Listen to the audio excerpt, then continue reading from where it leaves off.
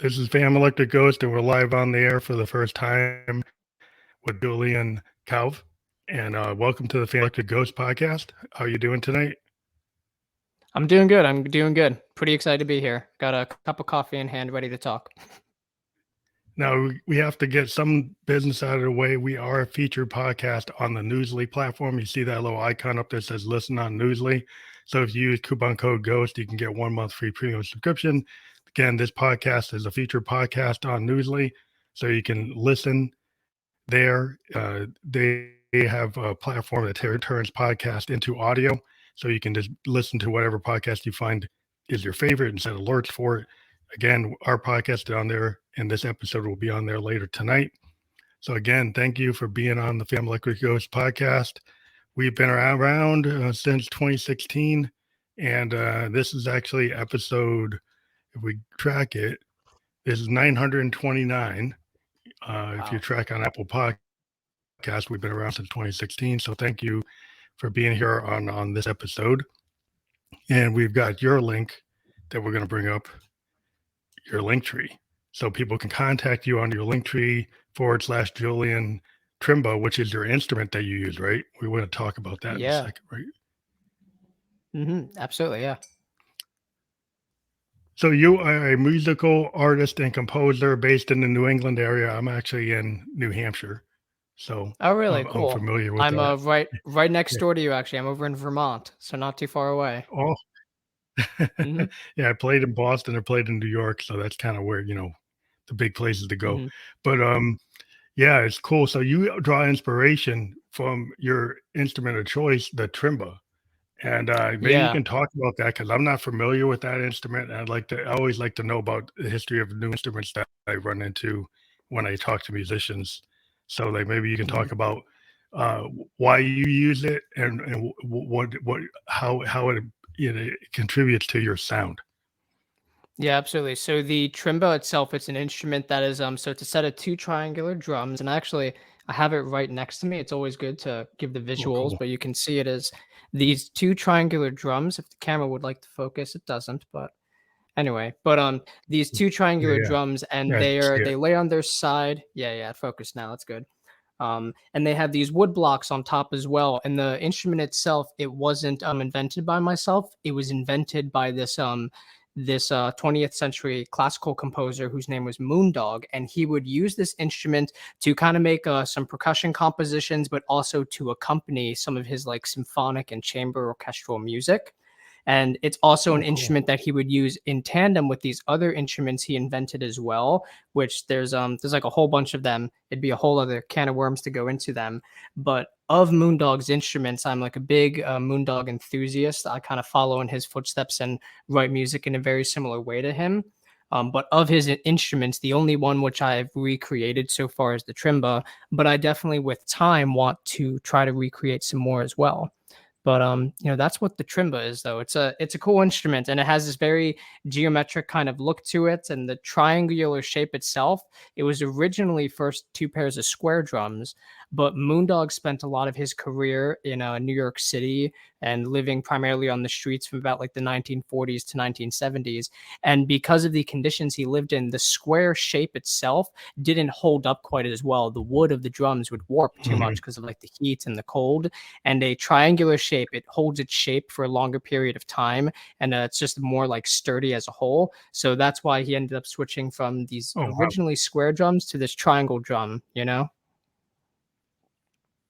That's interesting. Yeah, well, I've always been into the history of like different types of instruments, and this is an era where people, they're kind of in the box. They're in their DAW, and they don't use a lot of organic instruments. And even I'm only like electronic musician, but I'm an old school. Like, so I have like 3 Moogs, and I've got like real hardware Rolands and like Euro racks, and I've got controlled voltage. So I'm an electronic musician, but most people when they hear that, they say, "Oh, you're a DJ." It's like, no, I'm like an analog synthesis sound designer. I built from the square sound waves, and it's a different type of thing because so many people are in the box. They they just I'll just use a plugin, and to me it's nothing like having a real hardware instrument or an organic instrument because you get that characteristic. Yeah, and I like that you say that too, because something that I appreciate a lot in music, especially with music in the 21st century now, is that there is the use of like a lot of just DAW programs and plugins and electronics, which isn't bad. It's perfectly fine in itself. But when you use actual like hardware, as you're saying, like you're using actual like synthesizers themselves, like the physical item, the way that that sound is recorded and then transmitted and reheard, it has a completely different timbre to it, and it has like a more organic sound to it as well. It doesn't sound as automated, if that's like the right word to use. But Yeah. I agree with you. Like the idea of using acoustic instruments, using the microphone to capture that sound, and in the case of your synthesizer, having that actual just physical wave be traveling into the recording software, it has a different effect. Yeah. Yeah, just having a 1/4 inch line, like a guitar line going into a mixer board. Like I use hardware multi-tracks because I don't Hmm. like the compression I get from the DAWs because I'm using an analog instrument. So if I go run Yeah. it through FL Studio or Pro Tools, it compresses my Moog. It's like, what's the point of having my Moog if I can't capture that full breadth of that was a transistor based like oscillator, and Hmm. it doesn't sound like a digital oscillator. It is Yeah. hand built. All the Moogs I have are hand built, so they all sound like different, even in the same model range, because they're built to different tolerances. So when you turn them Hmm. on, they have a character that's almost like having like a physical piano. And I have pianos, but it seems to be more in line with that. It feels more like that when I play it. And so I'm a Hmm. big proponent of using like analog versus digital. Though I use digital for certain things because it serves the song. So I'll Hmm. have something. I have an Akai Force. I have an Akai MPC. Yeah, I understand that type of thing. But I'll still have my Hmm. Moog, and I might blend them because like, okay, Yeah. this does better drum beat, for what I was trying to do. But then I have an analog Moog drum machine, and that thing does stuff that no other drum machine does. No, yeah, I get that. And it's true, even with like on the topic of drums, for example, with the use of like this instrument, which comes from, this composer Moondog, and then like my music as well. Something cool about when it comes to like classical composers, there's always like the argument of like, do you interpret the music in like an authentic way that the composer intended, or do you kind of do a spin and do your own thing? Like if you're covering any song, for example, like Mm, if you're going to do Hey Jude, do you want to do it as close to the Beatles as you could, or are you going to kind of have your own twist on it and approach it in a different reinterpret it. direction? Yeah, reinterpret it. Yeah, yeah. It's interesting because Moondog, he passed away in 1999. So he was living during a time period where he saw like the advent of the drum machine and kind of the use of these more artificial sounds as opposed to like organic physical sounds that we have. And he developed philosophies during that time where he was kind of opposed to the use of electronic instruments because there were certain aspects of electronic sounds that he didn't have an affinity for. So it's interesting. There Mhm. was this Yeah, one yeah. piece he has though, which is called Frog Bog, and it's like a violin duet that then has this percussion accompaniment in the background, done by the Trimba in his original recordings. But then there was recently an artist named Andreas Husser, and he did an arrangement of Frog Bog that has acoustic instruments, but the percussion accompaniment is it's all electronic instruments. It's not Oh, physical. It's not like physical percussion instruments. yeah. But they still he mixed it in a way, it has an attempted organic timbre to it and it works. But when I first heard it, it was like this strange, like you're hearing the same song, but in almost two different vocabularies, you know? Yeah. Yeah. It's kinda like when, I don't know, it's a reinterpretation. I always say, like, when Stevie Ray Vaughan covered Voodoo Child versus the Hendrix version. The Yeah. Hendrix Hmm. version is a cosmic blues from an originator, but then Stevie's version is not exactly the same. People say, "Oh, it's the same." Hmm. No, it's a Texas bluesman's interpretation of a cosmic bluesman, and they Hmm. both stand on their own. They both, Yeah. 'cause the drum beats from Stevie Ray Vaughan's are more controlled versus Mitch Hmm. Mitchell kinda rolling and kinda actually, actually kinda in line with Hendrix. The thing about them Hmm. is, like, he kind of was very much a great drummer for Hendrix because he could solo with Hendrix at the same time, kind of, if you know what I Mhm. mean, versus Yeah, keeping yeah. time drummer like a Ringo keeping time drummer versus a drummer like a Keith Moon or a Mitch Mitchell who's Mhm. kind of jazz influenced and kind of rolling through the whole Yeah. song rather than They're keeping more time. like auditorily based. They're kind of like actively engaging with the musicians in front of them as opposed to being a motor for the musicians, you know? They are absolutely a motor at the same time, but it's like they are more than that. They are playing off of what their neighbor is doing, you know? Like the drummer is Yeah, listening to, yes, the bass player, but also the guitarist and probably the singer too, you know, should be playing yeah, off of what everyone's doing. It's that jazz influence, as you're saying, that improvisation nature to it, you know? It doesn't yeah, sound yeah. so mechanical, like, "Oh, now's the time for the drum fill, and that's the only special thing I do," you know? Yeah, yeah, yeah. I mean, that's one thing about music today that's interesting because we're living in like in this era in the box where sometimes Mhm, fans want the sound to be exactly like the single. mhm, They come to the show and they expect it to be exactly the way it's on the record. And I'm kind of like a mhm, child of the '70s. Go see Funkadelic, go see the Almonds, and the point was like I could go see them 3 nights in a row, and they mhm. sounded different every night. Yeah. They Mhm, didn't sound the same, and that was my whole thing is, like, that's what I wanna see, and then I see mhm. young people who are like, they don't seem to wanna see that or hear that. They seem to have a different point of Yeah. view. I don't know if you I feel the think, same like, thing. Is that what I was yeah, I was gonna say, like, I feel like we have a tendency sometimes, like, when you first start going to concerts, especially, like, when you're young, it's kind of like the only impression you have of what you're about to get into is those recordings. So I think it's jarring for everyone at first to, like, go into that first live concert when you realize, like, "Whoa, hearing this live really is different from hearing the recording." But then I think at a certain point, people kind of figure out in life, like, what side of the line they're on. Do you like this band in their studio setting, or do you like this band in their live performance setting, or do you fall somewhere in the middle where you like both of them? I'm like with you, Phantom, in that I fall like right in the middle because hearing it live then hearing the studio rendition, it's just two different takes, you know, from the same group on the same song, but with a totally different atmosphere, you know, a different room sound as a whole, and also Yeah, hopefully some different lines and some different improvisation and playing around between the musicians.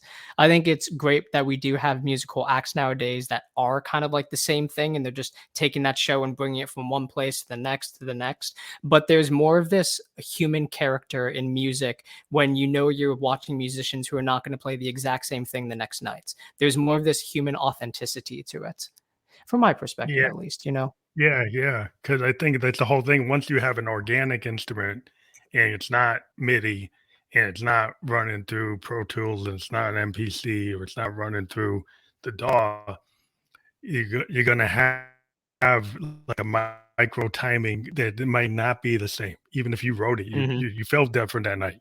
You're got a different vibe. So, like, if I go listen to all the Hendrix concerts of, Purple Haze, every night you did it different. There's different Hmm. micro timing changes or feels that he had, and like he'd do it a different way, and it wasn't Hmm. running to a to a to a track to a, to a backing track. He's not playing to a backing track. He's playing a Mitch and Noel, Hmm. and they're Yeah. doing whatever they're doing, and it's not all Hmm. these backing tracks that you have to kind of get locked into because that's what you chose to do. You're kind of locked into the groove. You have Hmm. some freedom, but if you're using all those backing tracks, then you're kind of stuck with that structure. Hmm. Yeah, I agree with you. And I like that too. It's like the idea of like this music that grooves, you know, music that has like a feeling to it and like kind of pushes you forward in a sense. You know, I feel like sometimes what I look for in like classical music is more of that, but there's not as much of like that blend of like classical music that has this almost dance like feel to it in a sense that's like very 21st century feeling dance. You know, it has more of like a resonance with just like a common person and what they might dance to because you know much of like the classical dance music when you might think of it could be things like you know older styles of dance which we teach maybe in like a classroom setting but in reality people aren't going out and doing square dances and settings like Yeah. that. You know, there certainly are places where it does occur, don't get me Mhm. wrong, but it's not as common.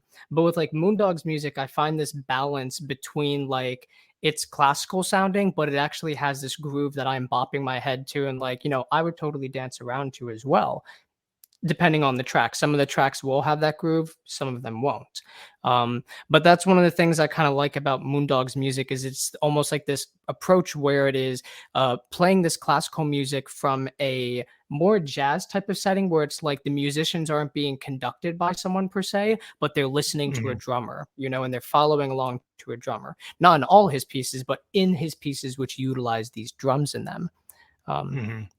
So that's the kind of yeah. responsibility you feel for that music. Like if somebody's like in an Americana setting, right, and they want to be true to that style, that genre, they're gonna, Mhm. they may be like Johnny Cash, and Johnny Cash had this kind of railroad car kind of clack clack, that was like there was a certain period where his band was like tied to like a railroad beat. It was like the Mhm. train chugging down the road, and almost all the Yeah. songs have that structure. And so Mhm. that's what it was.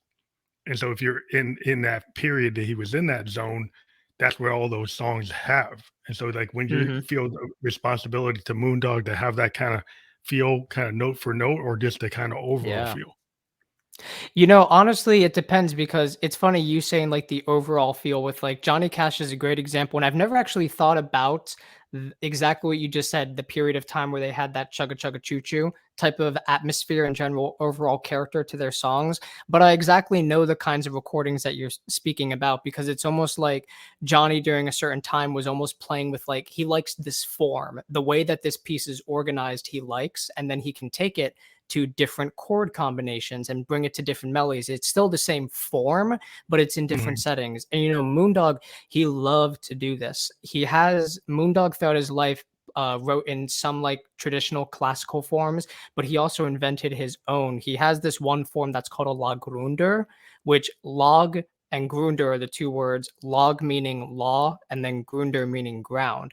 And these pieces of music are essentially determined by there is a bass line or a ground, which is like a traditional reference or a traditional term for referring to a bass line. There's a ground, and then over top is a canon, a melodic canon where you have a melody and then some type of counter melody going against that. And this form mhm, of the Lagrunder with your bass line and two cannons, maybe sometimes like four-part canon, he would essentially take it and it's like this is a minor setting of the Lagrunder, but then let's take it over here and now it has a different tonal character and maybe it has more of a personal meaning. Moondog wrote a good amount of music that definitely had like personal relations just to his life and creative life, and also some music he wrote just for the sake of writing music because he just loved to write music.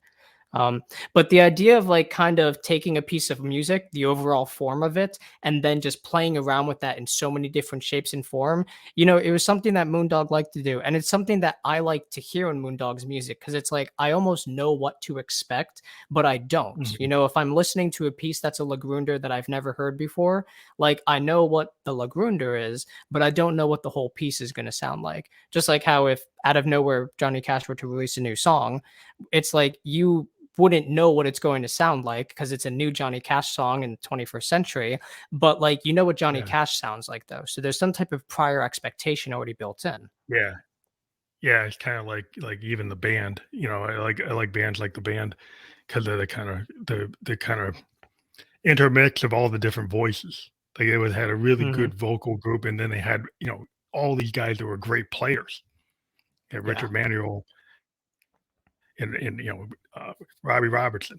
He was like Hmm. understated guitar player, but he's like doing all these licks, but they're not kind of showboating, right? Hmm. And so yeah, this whole idea that you can have this like a big band, but everybody's kind of soloing and doing their parts, but it's all working because Hmm. it's like all these voices tying together. So I'm wondering when you were talking about that, the style, the question I had is that kind of polyrhythmic in the structure they were saying, or is it counter rotating things, or is not polyrhythmic, it's more counter melodies? You mean like in regards to the melodies, are you saying like are you asking if like the melodies might have a polyrhythmic nature to Yeah, them yeah, or yeah, yeah. yeah, they definitely in the case of Moondog, they definitely would because if you're familiar with like any types of like Bach, for example, is a good kind of foundational classical composer most know. He has these pieces of music called inventions where it's like a melody like do do do do do do do do do do do do, and then maybe that will repeat in the left hand of it's a piano song, you know, Mhm, and then they mhm. kind of play off of each other, and then the right hand is always doing this melody, but then the left hand is playing the same thing, and then it changes it up here, maybe changes it up over there. And Yeah, yeah. Moondog would do this with his music, and he wouldn't necessarily do it in a polyrhythmic sense per se, where you kind of have these very precise, equal length rhythms that are going over top of each other but interlock in a complicated fashion. But they are very ostinato like, where it's like you might have a rhythmic phrase that is not necessarily a whole bar of music long. Maybe it's like multiple bars long, maybe it's only half a Mhm. bar long.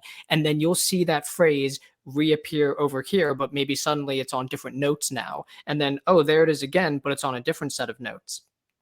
And then, but at the same time, while you might see these musical phrases going back and forth, sometimes you will then have these instances of just a single note being played over and over again, but in a rhythmic fashion. So you can have the note like do, do, do, but maybe Moondog might accent it differently by going kind of like do, do, do, do, do, do, or maybe he might do like do, do, do, Mhm. do, do, do, do, do, do, do, do, do, do, do, do, do, you know, and he'll kind of like do this with many notes and create these melodic harmonic little tapestries while there's a canon going on in the front. It's a wonderful little thing. His music is like this music for your mind, you know, it makes you really listen to Yeah. all the individual parts that are going on. Yeah, I always liked that because I've been getting into this, this device that Mo came out with called a subharmonicon.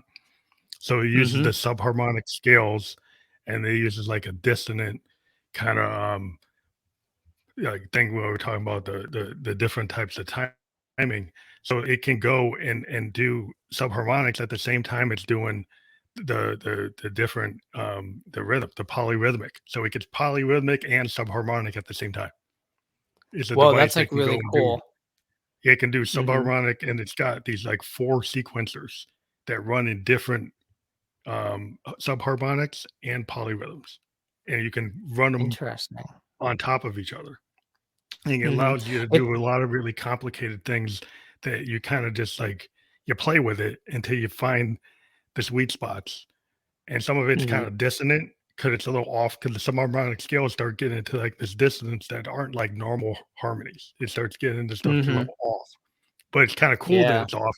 You kinda you play with the fact that Mhm. it's off, you know? Yeah, and it's interesting because it's like that subharmonic scale. That's essentially it's like that is the overtone series, but then inverted and kind of going the opposite direction.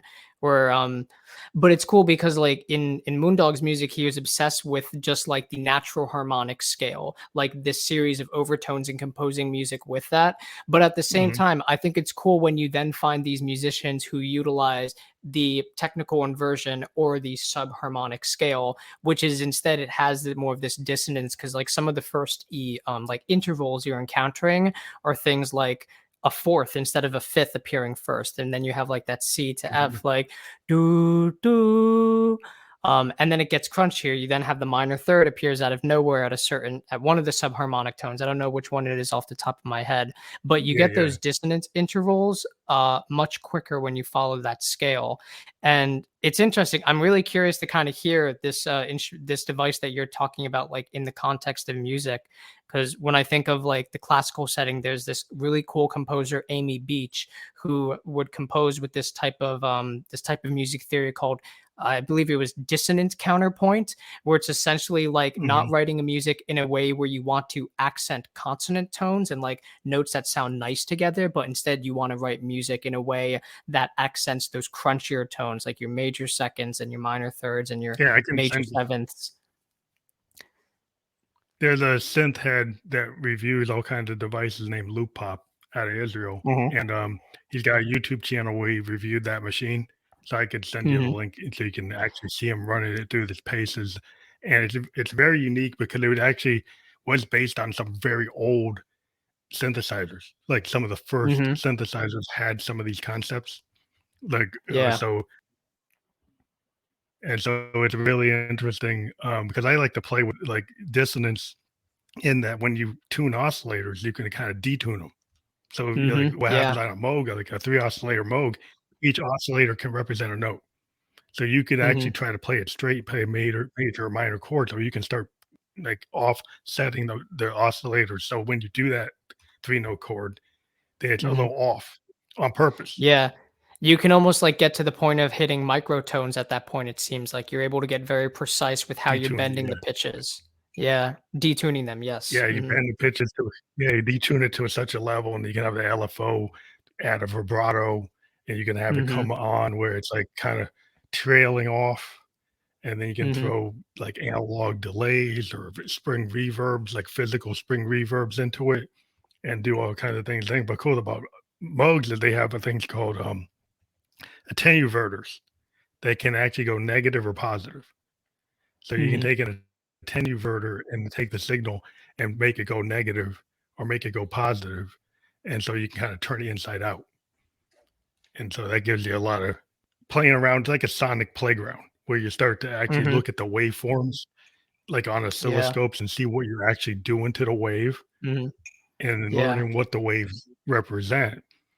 And then you kind of start to make very customized personal music because you're making your own tone.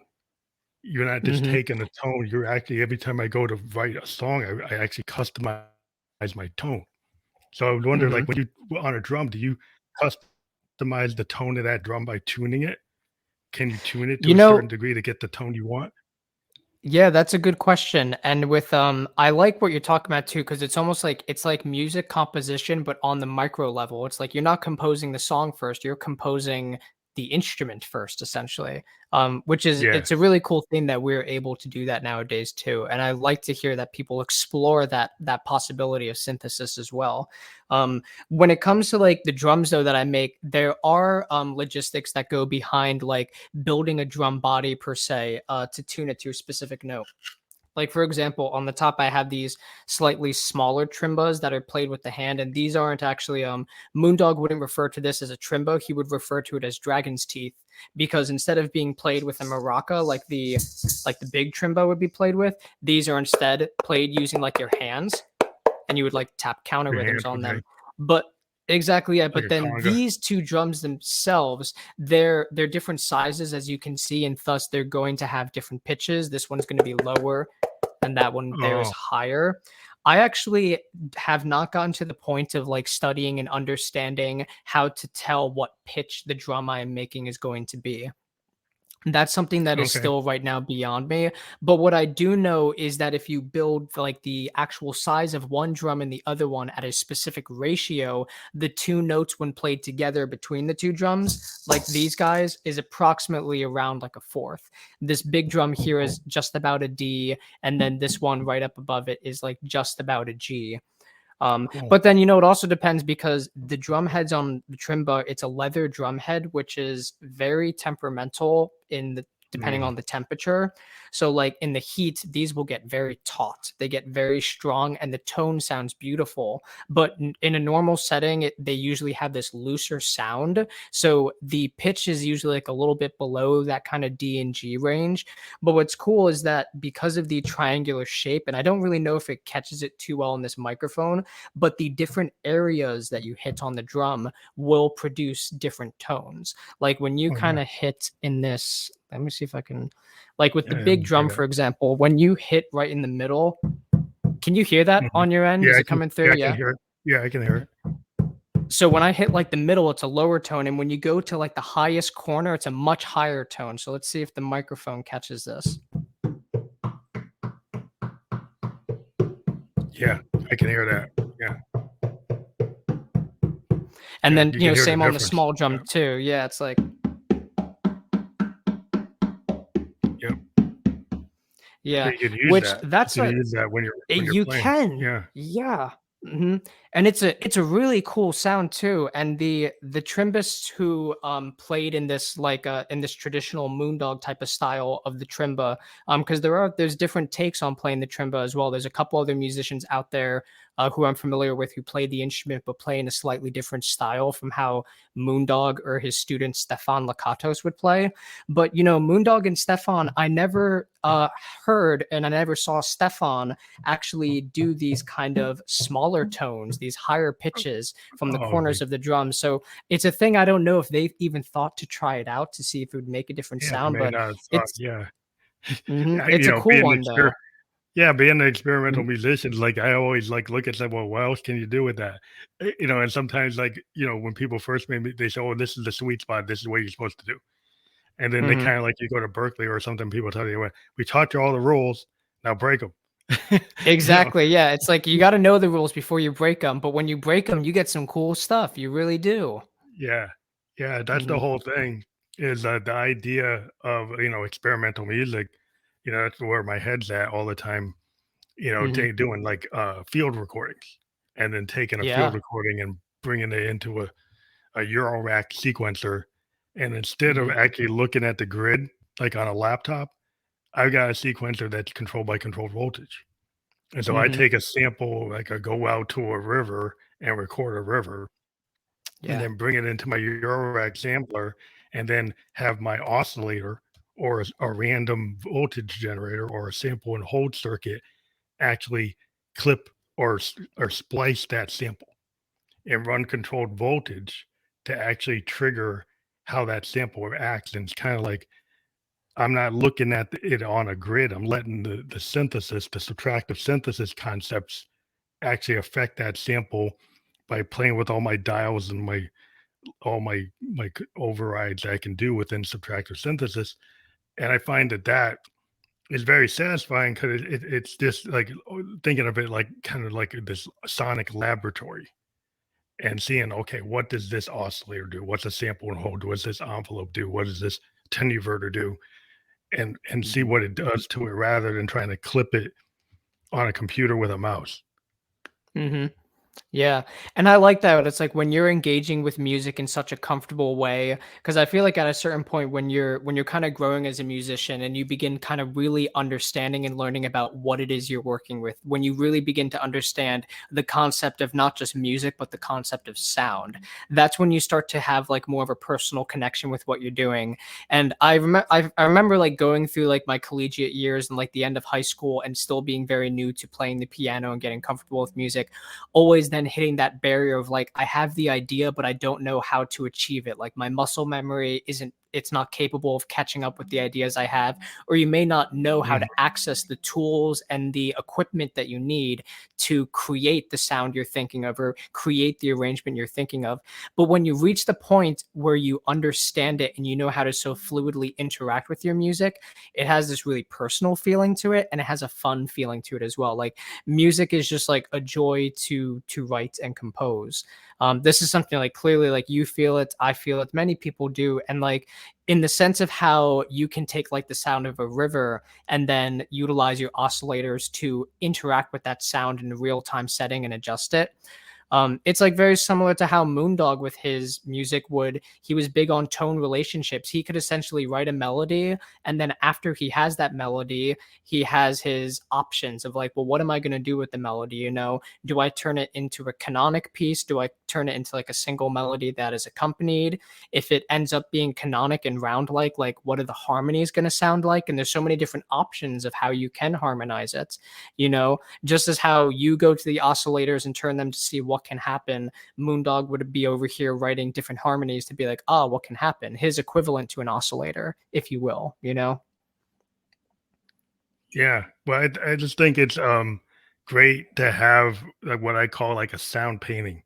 The way I look at Hmm. music is a very visual way. And it's kind of like George Martin was talking about the Beatles, and then people asked him, like, well, how did you get the Sergeant Pepper and Abbey Road? And he Hmm. said, well, I could record the Beatles like they were in Germany and just as a live act, right? Or I could, he had been working on these Peter Sellers comedy albums. And those comedy albums had all these studio tricks. They would take in tape loops and orchestras and overdubs and effects. And nobody had really thought to do that with a rock record. And then he Mhm. said he was talking to the guys and said, "What if we look at that like a Monet and look at the actual studio as a canvas and do something that you couldn't do live, like the backward Mhm. taping or adding a field recording or doing something, adding applause or adding these layers that people hadn't thought of." And then you can start to think it like that actually changed the 20th century in terms of music. You get Pink Floyd, you get, yes, you Mhm. get Genesis, you get all these bands that start saying, yeah, you can do that. You could Mhm. go and do more than what you actually can play. You could Yeah. actually create these sound and these cinematic visions, that progressive rock got Mhm. into and freeform jazz and fusion. That's kind of where my head's at, is like, why not Mhm. think in colors, you know?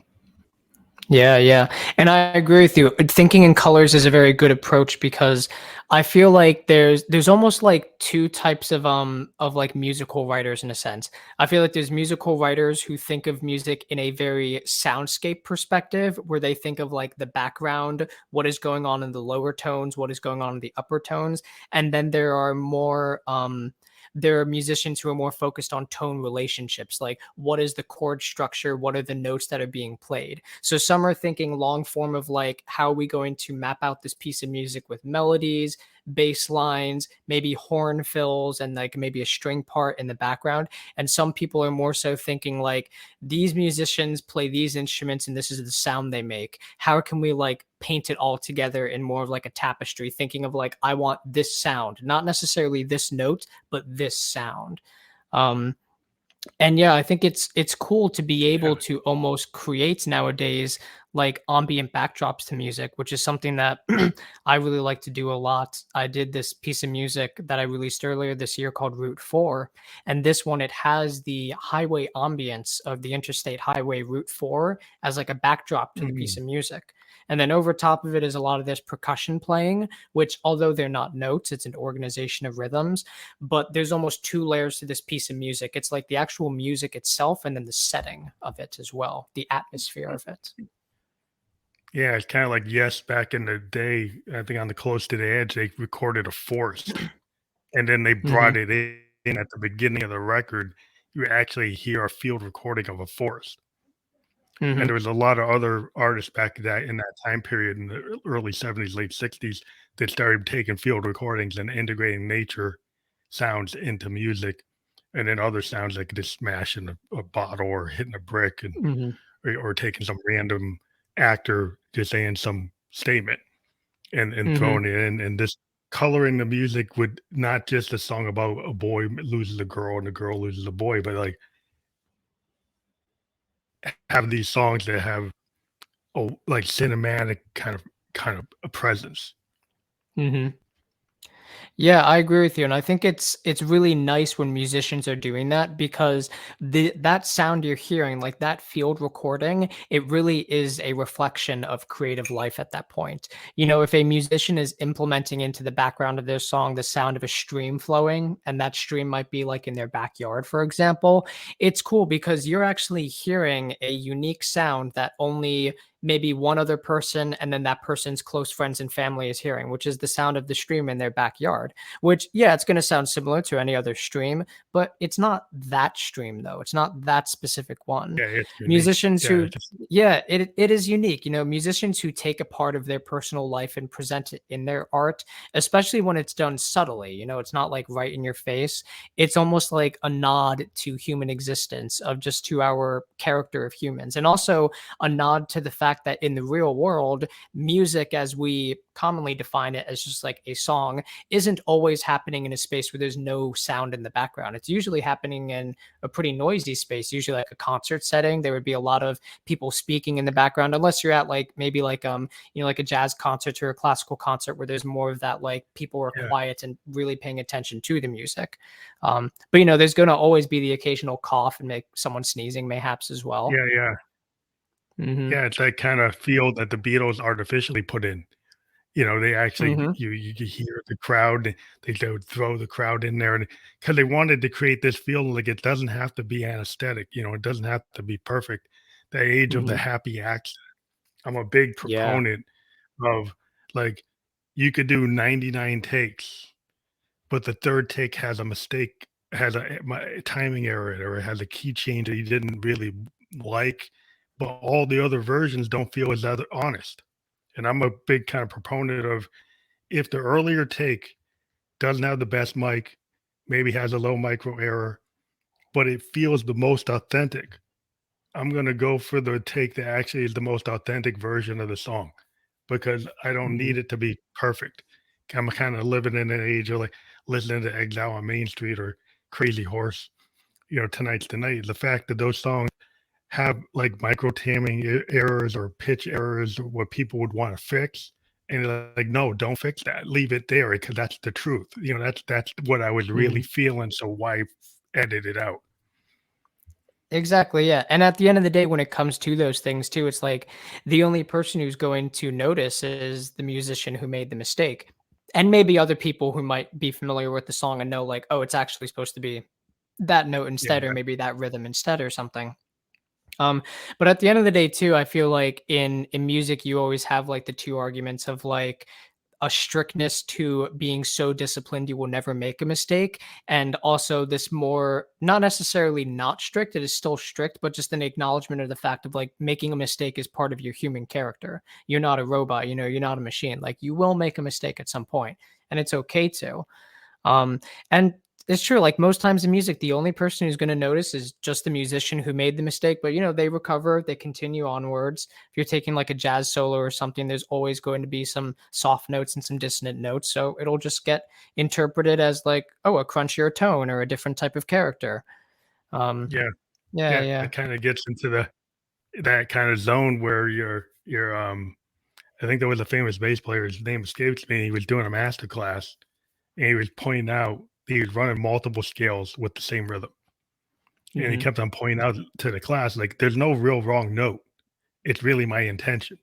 If I Hmm. feel like I made a mistake, then you're gonna feel I made a mistake. But if I Yeah. can just kind of just recover from life, that I actually Hmm. can go with it and I can deal with it. Like I'm in this jazz combo and we kind of glance at each other. You can frown or grimace. Maybe you thought you hit the wrong note, but it's like, okay, how you don't start from the beginning. You kind of like, Hmm. okay, we recover from this moment. It went a little dissonant. Now it came back. Then it goes dissonant again, and it goes to nothing. It's kind of like this kind of. Hmm. It's life. Life can be It messy. is, yeah. Sometimes it does. Sometimes it does. It's Hmm. not all in sync. It's a little off. We hear some very dissonant things from Sun Ra or Davis Hmm. or Coltrane. You say, "What is that?" And some people can't get into it because they well, those are weird notes. It's like, yeah, well, if you're not Hmm. don't understand what they're trying to do, but yeah, it's just this idea that you can start to fall in love with the so-called bad notes. Hmm. Yeah, Or the no, you're dissonance right. or And the like, things that are like not expected. mhm. Yeah, and like I know Sun Ra is a very good example of that too, especially because he comes from that free jazz type of realm, and he's like one of the pioneers of that form of music, which is all about more so of like don't think of music as a plane of right and wrong. Think of music as a plane that you just command. It's one that you just enter and you do what you're capable of doing. There's no such thing as a right or wrong note, but there is such a thing as context. There's always context, but there's no existence of right and wrong. It's all interpretive. And Sun Ra is just like he's like another one of my like idols who I worship him and like his dedication to music composition and also just his dedication to be just staying true to what he is and doing his own thing. I think it's important to do your thing, to just go ahead and like if you know Yeah, what you are doing and you know it has some value to it for people, hold on to it and just move forth with it. Sun Ra did a really yeah, good job of that. yeah, because you can hear something like Jazz and Silhouette, and then you hear like this. I think theocentric. Like, there's all these other things where you got more in the distance. But if you get into this Mhm. bebop classic, like Jazz and Silhouette, is like, oh, it's all pretty. It's totally pretty bebop. It's Mhm. really tight, and you're like, wow, he can be like that. But then he can go Mhm. off and do like nuclear war, space is the place, or do something really Yeah. dissonant, and you're like, Mhm. he can go off in the heliocentric worlds like volume 1 through 3. And there's this stuff in Mhm. there that's like, wow, like that is It not is, yeah. anywhere near what like the other album was. It's Mhm. like he could go into different zones and like, wow, he's doing kind of stuff before Davis, you know? Mhm. He's Yeah. doing stuff He was before always just culture. Mhm. Yeah, he was always just a pioneer in that sense too. And you're right, like I feel like another good album that almost presents like a good synthesis of the two sides is his one Some Blues, but not the kind that are blue, because that's when Mhm, he's like mhm. playing like a good handful of standards that you get the melody, you get the musicians improvising over it, but then you get the free part of it. You get the more like spectralist type of approach where it's just sound based, it's not necessarily form based, but then they always bring it back into like here's the melody again out of nowhere, but maybe this time it's Yeah, got like a wide variety of dissonant harmonies over top of it, but you can still hear the melody. That album of yeah, his is one of my favorites that I find myself going back to a lot and go back to that re-listening all the to time. quite often, Yeah. yeah, it's a good one. Yeah, Heliocentric Worlds Volume 1 through 3, I started finding that because I was into, Hmm. some of the other things that, everybody gets into, like Jazz and Silhouette is kinda like what I got Hmm. first introduced, and then I heard, like, Spaces to Place, and it's like, "Wow, that's very Hmm. different." And Yeah. then as I diving into the whole catalog, and I'm like, "That's really kinda like," you know, like, it seemed like P-Funk or George Clinton, I don't know if he was aware, it seemed like they were Hmm. following similar mentality, the Yeah. idea that it was like the 2 leaders of those 2 groups had this idea that seems kinda like some synergy between both of those bands. Hmm. Yeah. And it's cool when you see that like this synthesis of like new music that is a combination of I mean, all new music is going to be a combination of tendencies from older music. But when you see this deliberate fusion of like different kinds of music together to create like a totally different type of musical atmosphere, it's a wonderful thing. I find that in the 21st century, many musicians who do like arrangements or covers of Moondog's music, for example, find these really cool balances between taking his music, but then taking their own musical background and applying And it to it. Planet, yeah. Yeah. There's like this really cool jazz trio in Europe called Hobo Combo, and they Mm, do more jazz like arrangements of Moondog's music. I imagine they essentially take the melody and they assign it to a chart as opposed to an actual, like a manuscript, like a full on, this is how you play the melody sort of thing. And it's cool because you hear Moondog, you hear the melody, but then you get the jazz essence of it where you're no longer hearing Moondog, you're hearing the individual vocabulary of the percussionist, the piano player, and the bass player. Um, which they do a great job of it. And there's many other musicians who will take like any kind of music and do that. I feel like a really cool 20th century example of that is that album Switched on Bach, where it was yeah, yeah, yeah, a with the Moog synth Moog, artist. Yeah, they just yeah, took a bunch of Bach music and threw it onto a Moog, and it's so wonky. It's weird when you first hear it, especially if you yeah. were first Randy familiar with Carlos, just all yeah, the Bach. Carlos, yeah, Yes, that Wendy Carlos. But yeah, yeah, like but that's that's a like great the first example big of. use. Yeah. Mhm. I mean, that Yeah, was like one of you the go. Yeah. first uses of the modular Moog, because he was Mhm. trying to get artists to understand that you could use it. And the thing that was interesting, like when Moog got in the scene, there was a lot of classical musicians or traditional musicians that were like, "Oh, I can't use that. That's artificial." It's kind of like Mhm. people look at like the box. Like when I talk about the DAW, Mhm. they're like, "Oh, that Yeah. that, that was like a DAW to them." They're like, "That's not real." Mhm. And then she found a way to use this massive modular Moog. It wasn't even Mhm. a mini Moog. It was one of those big ones that looked like a computer. It like Yeah. fills up the room to actually do that. And you have to. It was monophonic, so you got to do every note one at a time and Mhm. multi-track it. So it's a lot of work. Yeah. It's not polyphonic. So when people realized what she did and the level of effort that took to do that, then they respected. Oh, that's what you can do with a Moog. Oh, yeah, Mhm. maybe we want one. Yeah, yeah. There was more of like a respect at that point because it's like the origin or the effort behind it was finally exposed. They're not even necessarily exposed, it was understood is the important part, you know? And that's interesting because yeah, we in like the 20th century is when you saw the advent of that whole discussion of like, is music from an electronic device still music, because it's disconnected from human character. And it's cool how now the 21st century equivalent to that question is the whole, is AI music music, or is it something completely different? We see like Yeah. a lot of discussions nowadays about like the use of AI in relation to both music production and even to a degree now like music performance as well. It's like, is it ethical, if that's the word to use? Is it not? It's strange to be in this time where we're asking these Yeah. questions I and think trying to there's figure the it out, you question. know? Well, I think the question comes into like if you use it to enhance your performance, like I was looking at a tool, like Roland has a modern synthesizer and it has this thing Mhm. called an intelligent arpeggiator. And it's actually an AI circuit that actually goes and watches what you play and then suggests a baseline based on the notes you're actually playing. Or it Mhm. actually, if you start changing your speed, it actually changes with you and suggests different things. It's looking at what you're doing in real time, microsecond Mhm. time, and making adjustments. Now, to me, Yeah. that's kind of cool because it's not actually grabbing somebody else's work. It's actually playing with you. Like you couldn't find a bass Mhm. player, you couldn't find a drummer.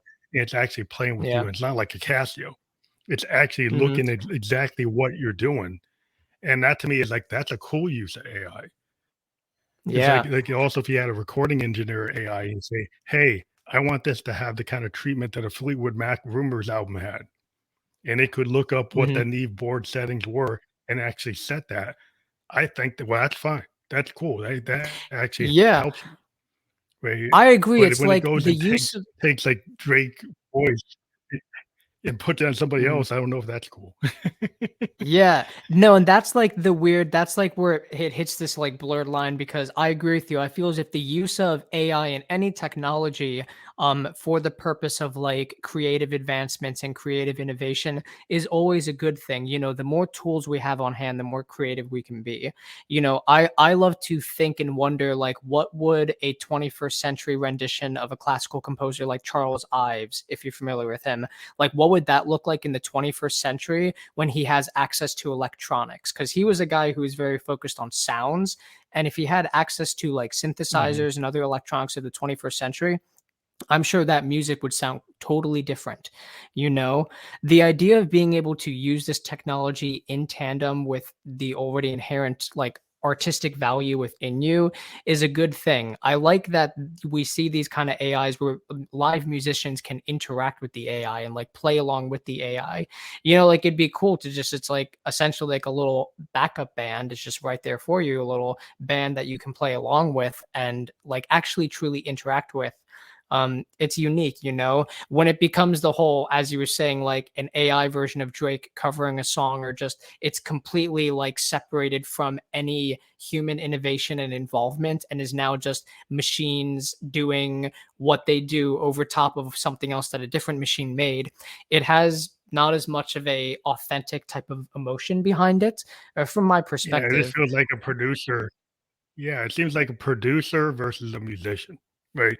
So if a Hmm. producer goes and takes something that musician did and starts rearranging it, I don't know if Hmm. that's the musician or that's the production work, right? So it's Yeah. like more like the recording engineer and the producer making choices that's not, to me, as authentic as an artist actually making an original decision and getting assistance versus Hmm. somebody going and grabbing samples and rearranging them. Right, Hmm. and if you have an artist that's actually working with an AI and write a brand new song that maybe has a Hmm. feel of James Taylor or has a feel of this or feel of that, but it's not that. It has a feel, but it's not that. It's a brand new track versus AI saying, "Oh, take James Taylor's voice and then mix it with this and mix it with that," and then it's actually stuff that existed before, and you're just Hmm. rearranging it, and maybe that's interesting that you came up with it like a DJ, and you could argue, well, that's art if you rearrange something. But Hmm. if the computer's doing 99% of rearranging, you didn't have that much interaction. Is it Yeah. really your work, a human piece of Mhm. work? Yeah, it's like, and at that point too, then from the perspective of the listener, it is hard then to tell, like when you're listening to music, we're going to be entering this era where it's like, oh, I see this was released in 2023. Like, I wonder how much human involvement it took to create this piece of music, you know? I almost sometimes wonder, like, will we Hmm. begin to see like this type of like percentage meter of like, oh, this song is 80% AI made and 20% human made, like as a silly Yeah. little thought of to what that could look like. But it's a serious question because there are some people who appreciate art because of the creation process behind it. That is just as important of an aspect to the piece of art as just the piece of art is an important aspect in itself. You have the work in itself, and then you have the process of the creator. And some people hold both of those to a pretty strong equal value. I definitely know I'm someone who does. I look for art to be like a type of reflection of life. And likewise, as well, life is a reflection of that art in itself, too. I wonder like if Moondog were alive in the 21st century, how he would feel about AI music because he was very opposed to most like electronic use of Yeah. relations to Okay. music throughout his whole life, with the exception of he had one album called Elpmuz, which was made with a sample machine, and this one was a compromise for him because yeah, he had these pieces of music that would just work very well with a sample machine, and the audio engineer behind the project was able to convince him. But it's like one of the only instances we see him interacting with electronic music because he was on the side of the argument where he was opposed to it. It lacked Hmm. that organic and warm kind of feeling to it. Well, that's where you kind of look at old school hip hop, right? Before, where we are today, and people are Hmm. using vinyl, scratching and actually, using like 808s and 727s and 909 drum machines on top of beats. So, yeah, there was this thing where like, was that real music? And then you got people that, the De La Soul, they create some really interesting things that they actually Hmm. can be music. But the question is, there's still interaction where human beings were making decisions in Hmm. terms of what that feel was get. My argument, okay, yeah, technology has always come in, like, the whole thing with Wendy Carlos and the Moog. There were people that said that wasn't real, that wasn't good. And then Hmm. now today people like yearn for that analog electronic music era because now they say that is authentic. But at the time it came out, Hmm. they did say it wasn't. Yeah. So You know, different it's phases it happen. Mhm. It's strange if you think about it, it's very reflective of, like, the American, like, counterculture movement of the late '60s and '70s where you saw this big push of people wanting to go back to the earth, back to the grass. They're like, "I'm tired of, like, all of the manufactured and processed food. I wanna go off, live on a commune, and have a farm and harvest my apples." Like, I want authentic, real food. I don't want the interpretation. And now we're living in this almost like music equivalent to that today, where people are like, I want the original stuff. I want the homegrown music. I want the indie sound. I want that lo-fi type of sound. They're not looking for what is just always pushed right in front of them and, common to go ahead Yeah, and they hear want to in your listen to it daily on vinyl. life. Yeah, they're gonna go Yeah, get a vinyl exactly. and get a tube Hmm. amplifier, and do it old school. They Hmm. were going back, and vinyl is, like, expanding. I Hmm. talk to a lot of merging independent kinda underground artists, and Hmm. I've been doing it since 2016, and it's the idea. What I find is, like, I grew up, being influenced by, like, the Velvet Underground and bands Hmm. like Big Star and Sun Ra. I was always looking for the kinda counterculture underground thing. I was always, like, Yeah. feeling that was more authentic to me, right? So I was always Hmm. always looking for, like, the Husker Du or the Black Flag or, early REM before they were big. Like, somebody Hmm. doing something, and, once they got big, I was like, "Oh, they sold out."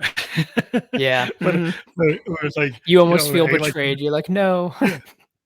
Yeah, kinda like on like the small, like Sub Pop and IRS records where you Hmm. had these like lower, like it wasn't in the majors, and they were Hmm. doing some really interesting things where they were kind of following that underground method that, Lou Reed kind of put out there with the Velvets. They kind of inspired all Hmm. these bands to say, yeah, you can talk about the dark underbelly of New York City. It doesn't have Hmm. to be happy. And during the hippie Yeah. era, that's what were the Velvets doing in '66? Waiting for the man, Mhm. heroin. They're talking about all these songs. It Yeah. didn't really work in their time. But like William Mhm. Blake, in the next time, in the next age, in the era of the indie bands and the grunge bands, they're all name checked the Velvets as like that's the influence. Yeah, and it's cool too because that's definitely that type of emotion there of like you're looking for what's underground, what is not being talked about. That's what first brought me to Moondog initially, was because I found out about this composer where I was like, why am I not learning about this guy in class? Like, why have I not heard this music on the radio before? Why have I not heard people talk about this? Because then when you find that, and especially when you find like an underground artist who is like living such a rich life and interacting with music in such a personal way, but they don't seem to have that type of spotlight you would for some reason think they should. I almost feel like you feel more of a personal connection with them because you know that this person is really engaged with the audience who is in front of them. The people who are interested in what they're doing, they're there for those people. Not to say anyone who's mainstream isn't, because I'm sure they are as well. But when you have such a large fan base to go ahead and interact with, sometimes I feel like from the artist perspective, there probably is a type of disconnect or like this wall where you don't feel as personally relating to the people who are relating to your music. But underground artists, they have that character and quality to them, depending on which one you're thinking of. But that kind of underground aspect brought me to Moondog initially, but I'm happy to see nowadays there is bits of more attention being brought his way. There's more people looking at his music, more people wanting to listen to more of his music. It's an exciting thing. It's good, Most sound always kind of moves in this Yeah, pattern where it's yeah. I'm definitely gonna check out more of this music because I wasn't fully aware of it, and Mhm. that's one of the reasons I do the show is I get to find out about like a new scene or a new artist, and that's how I got into a lot of music I got into. And I've always been like not just electronic. And people thought like when I first started, like, oh, EFAM electric, that's just like, oh, it's all just EDM. Like, no, like Mhm. we've had every genre. We've had classical musicians on our show. We've had punk Mhm. rockers, DJs, blues guys, anybody, any genre. Because I think it's Yeah. like I'm not any one genre. It might be just because Mhm. I'm a synthesis doesn't mean I'm only into new wave or synth wave. And that's where I think some people kind of get stuck. In the industry wants to put you into these like pigeonholes Mhm.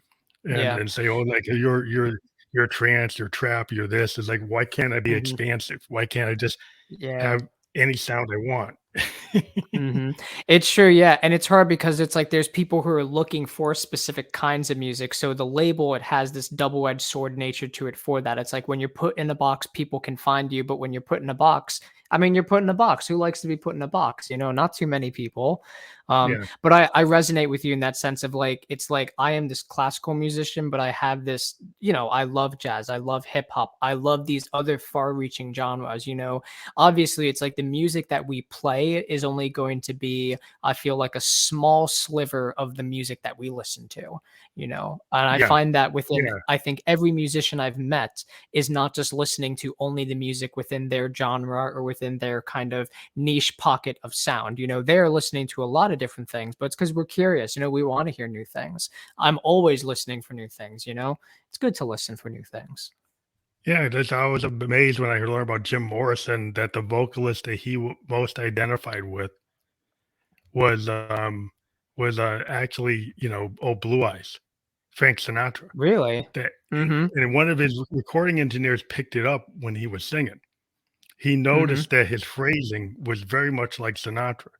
So he That's said he interesting. actually picked up like he knew what mic Sinatra used. So he went to Jim Mm-hmm. Morrison and said, "Hey, we're going to record you with this mic." And then Jim came back and said, "Oh, that's Frank's mic." That actually Really? Jim Morrison knew and loved Sinatra so much he knew what mic he used.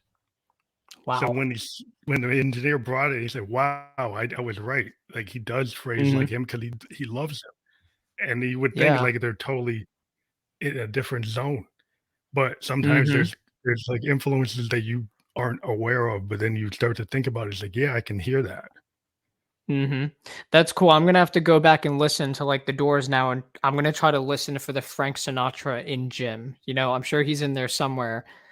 That's cool though. Yeah, it's not Yeah, and every like song, even but some. mhm, yeah.